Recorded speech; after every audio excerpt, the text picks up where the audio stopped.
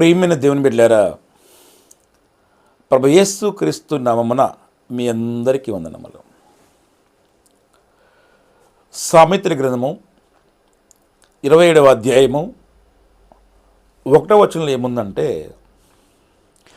రేపటి దినమును గురించి అతిశయపడకము, ఏ దినమున ఏది సంభవించినో అది నీకు తెలియదు. రేపటి దినం గురించి నువ్వు అతిశయపడొద్దు అంటున్నాడు దేవుడు. ఎందుకంటే రేపటి దినము నీది కాదు కనుక. ఈ దినము నీది. ఈ దినమును యందు నువ్వు దేవునందు విశ్వాసం కలిగి ఉండి, నీ చేసిన తప్పులు ఏమన్నా ఉంటే క్షమించమని అడిగి, రేపటి దినమును గురించి దేవుని యందు నువ్వు సాగిలపడి అడిగితే, దేవుని యందు విశ్వాసం కలిగి ఉంటే రేపటి దినము నీకందు నిన్ను అవకాశం కల్పిస్తాడు. రేపటి దినమున గురించి ఎంతోమంది అతిశయపడుతున్నారు. రేపటి దినములో మనం ఈ రాత్రి నిద్రించి రేపటి లెగిసే టైం కల్లా ఎంతోమంది ప్రాణాలను కోల్పోతున్నారు.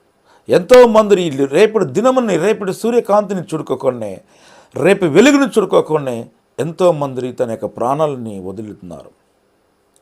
కాబట్టి రేపటి దినము అనేది మనది కాదు. రేపు దినములో ఏమి సంభవించునో, ఏమి జరుగునో అది దేవుని యందునే ఉన్నది. కాబట్టి ఈ దినము యందు నీకేమి సంభవించినో, ఏమి జరుగునో అది అంతా కూడా ఈరోజు నీది. రేపు అనికది నీ చేతుల్లో లేదు, అది దేవుని యందు ఉన్నది. ఒక గ్రామములో బాగా భూస్వామి ఉన్నాడు.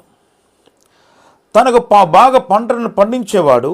వచ్చిన పంటనంతను కూడా ఇంటికి తీసుకొచ్చి ఒక పెద్ద గోడంలో నింపేవాడు. ఆ గోడంలోనే నిల్వ చేసినటువంటి ధాన్యము తన కుటుంబము మరి బంధుమిత్రులందరూ కూడా వచ్చినను 20 సంవత్సరాల పైగా తినవచ్చు దాన్ని. ఆ యొక్క ధాన్యమును, ఆ గోడం చూసి తను ఎంతో సంతోషపడేవాడు. చాలా ధాన్యం ఉంది నా గోడంలో, నాకు ఎటువంటి కొదవ లేదు, నేను చాలా సంతోషమైనటువంటి జీవితాన్ని జీవిస్తాను, రేపటి దినం గురించి నాకు ఏమీ బాధ లేదు అని ఎంతో ఆనందంగా గంతులు వేస్తూ ఉండేవాడు. కానీ దేవుడు అంటున్నాడు, నీ గోడములో ధాన్యం ఉన్నాను, నీవు భూస్వామి భూమి ఉన్నాను, నీకు పంట బాగా అభివృద్ధి చెందినను, కానీ ఈ రాత్రి నీ ప్రాణం నేను కావాలనుకుంటే రేపటి దినములో ఎన్ని ఎక్కడుంటాయి అని అడిగాడు. ఈ రాత్రికాల సమయంలో నీ ప్రాణమును నాకు కావాలని అడిగితే రేపటి దినమున ఇది ఎక్కడుంటుందని చెప్పేసి దేవుడు అడిగినప్పుడు అతను సమాధానం లేదు.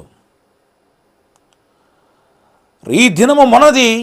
రేపటి దినము గురించి, రేపు జరగబోయే సంభాషణ గురించి, రేపు జరగబోయే విషయాన్ని గురించి మన అతిశయపడకూడదు.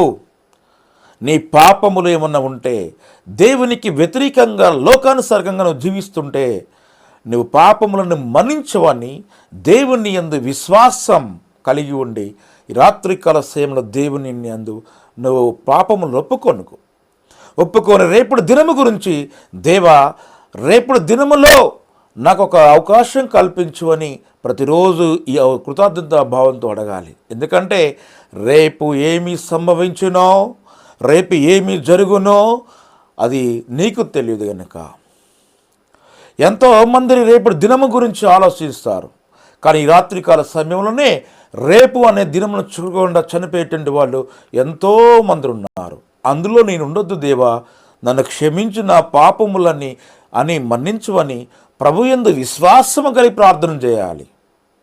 ఆయన యందు ఆయన యందు విశ్వాసం అనేటువంటి ప్రార్థన చేసి రేపు దినముల గురించి అతిశయపడినటువంటి వాళ్ళలో ఎంతోమంది ప్రాణాలు కోల్పోతున్నారు.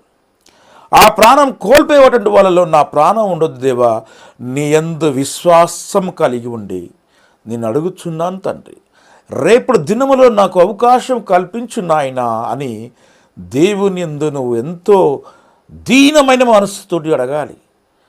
నీ పాపములను మన్నించవని ప్రభువు యేసుక్రీస్తు యందు విశ్వాసం కలిగి జీవిస్తున్నానని చెప్పేసి నీ పాపములన్నింటినీ కూడా ఒప్పుకో.